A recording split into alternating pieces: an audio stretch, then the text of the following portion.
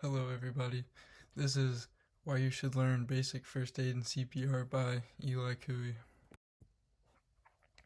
So EMS usually takes somewhere between, on average, 7 to 14 minutes to arrive to the situations. So every minute without CPR makes the victim's chances of surviving lower about 10% each minute. According to the American Heart Association, 350,000 Americans die every year from sudden cardiac arrest, and a lot of those deaths would have actually been prevented if someone nearby knew CPR. And after looking into CPR and first aid cases myself, I realized how many people die because people don't know what to do in those situations, start freaking out, and they don't have the right training for it. So today I'm going to explain why learning basic first aid and CPR is important, and why most people aren't prepared, and what you can do to easily learn these skills. So most people think that they'll never face that type of emergency, but the truth is nobody's prepared to. Only 18% of Americans actually know CPR enough to perform it, according to Red Cross, and only 1 in 20 people feel confident in using it. Because of that lack of preparation, people die from things that are actually really preventable, with choking, major bleeding, allergic reactions, strokes, and cardiac arrest. If someone had that training and been there, then chances are they probably could have survived. The scary part is how fast things go bad as brain damage starts occurring in 4 to 6 minutes without oxygen, and in almost every emergency, first person available to help isn't a paramedic, it's a bystander that's nearby.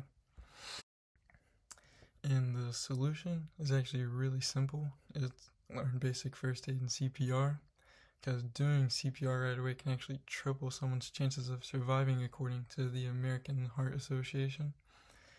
And in these classes that you learn, it only takes, on average, about 2 to 4 hours to get trained and certified. And what you would learn in these classes is CPR, how to use an AED, how to stop major bleeding, how to spot a stroke, and how to help someone who's choking. So, and let's be honest, we all have 2 to 4 hours of free time. So you could really just use that, learn how to get a simple life skill, and possibly save a life. So if you know CPR and you were trained, you will react faster. You will be able to keep oxygen flowing until EMS gets there, and the person will likely survive. But if nobody steps up because nobody knows how, everyone's going to freeze because they don't know what to do. They've never been put in that situation. The minutes are going to pass, and eventually the person's probably not going to make it, even though they could have. So it literally comes down to whether someone took time to learn a basic, simple life skill, such as CPR. So here's what I'm asking y'all to do, is just to take action. Sign up for a CPR or a first aid class through the Red Cross or the American Health Association. You can download the free Red Cross first aid app. Even having that, it'll make a difference. I encourage y'all to get one friend or family member to learn this life skill with you, because you may never need to use CPR or first aid, but if you do, it could be the most important thing you ever do in your life or someone else's.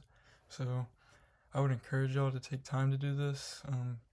2 to 4 hours of a class is definitely worth it, I would say, because you have to expect the unexpected sometimes. We don't usually go outside and think, oh, someone's gonna have a heart attack, but it always could happen. And just with 2 to 4 hours of a class, you can learn how to prevent that and hopefully save a life. So thank y'all for listening. I hope y'all enjoyed this presentation, and get out there, learn CPR, and save a life.